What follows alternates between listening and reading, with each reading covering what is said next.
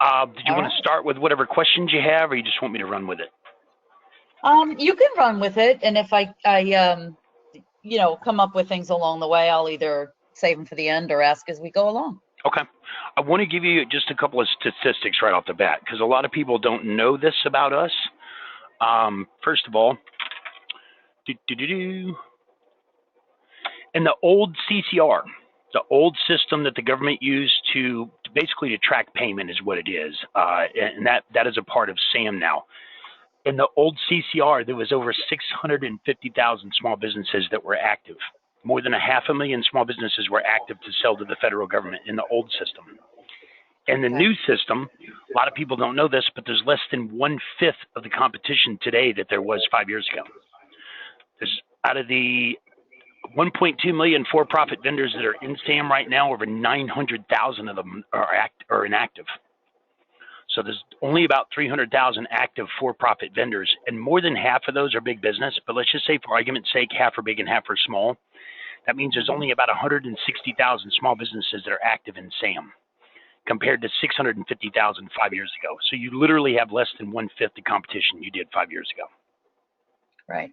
And that's a good thing. Now, out of those 160,000 small businesses that are active, just because they're active does not mean they're compliant or they know what they're doing and they know how to use the system and they're successful. It just means they're active. Right. I can tell you this. We have done, our company, U.S. Federal Contract Registration, we have done 80,000 plus SAM registrations.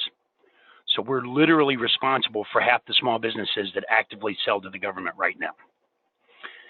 And all the people that are trying to copycat what we do, our so-called competition, they make up about 5% of the SAM registrants. We make up 50. Okay. So, you know, the old proverb, cheaper, faster, better. There's plenty of people out there that do what we do cheaper, but most of them are not legitimate. Some of them don't even process anything at all. They're just a straight up scam. Yeah. When it comes to GSA, I know companies, because I have people call me all the time that say, yeah, we spent $4,500 for our GSA and they never did it. We can't get our money back, or whatever the case. Any company that's charging less than $7,000 or $8,000, they've got to be a scam, because there's no way to make money on it. If someone does your GSA for $5,000, it costs us more than $5,000 in labor to process a GSA. Right.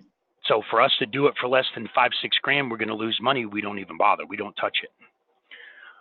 Fortunately, for the few attorneys out there, a couple of attorneys that do GSAs that are legitimate, they'll get you on the schedule. They'll get you on there within about a year, and they do it right. But they charge 10, 15, 20 grand, and we don't charge near that much.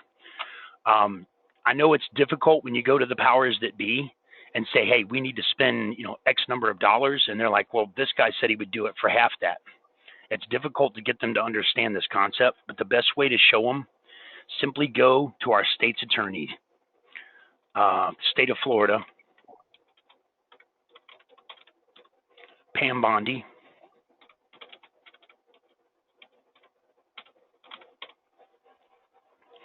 It's myfloridalegal.com.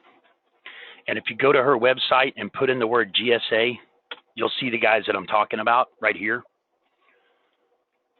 Pam Bondi's suing all these GSA companies, and these guys are the main bad guys, because they have hundreds of business names. They've started a GSA company in every major city. It looks like they're in every major city, but they're all operating from Newport Richey.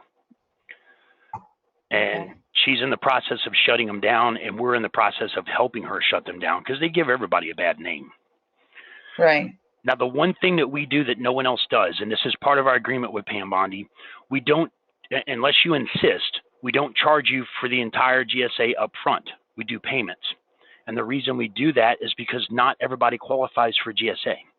You have to have letters of supply from your vendors. There's different documents that are required from your suppliers.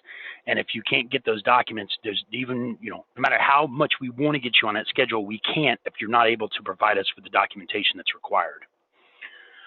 So we do a monthly payment. That way, if we find out in a month that you guys don't qualify, you don't pay 10 grand up front, and then find out later you don't qualify, and then you lose all your money, which is what happens with these other guys.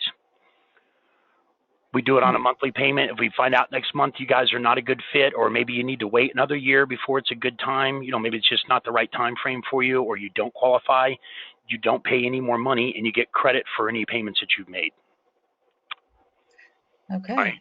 We're the only company that does that. Everybody else is going to want it all up front, or at least half up front, and they want the other half next month because they know you might not qualify next month. They want to get paid before you figure that out, unfortunately. Right. Yeah, that makes sense. All right. So I just wanted to show you those couple of things. And, when it comes to people saying, well, who's this John Wayne guy? How do we know we can trust him? Take them to YouTube.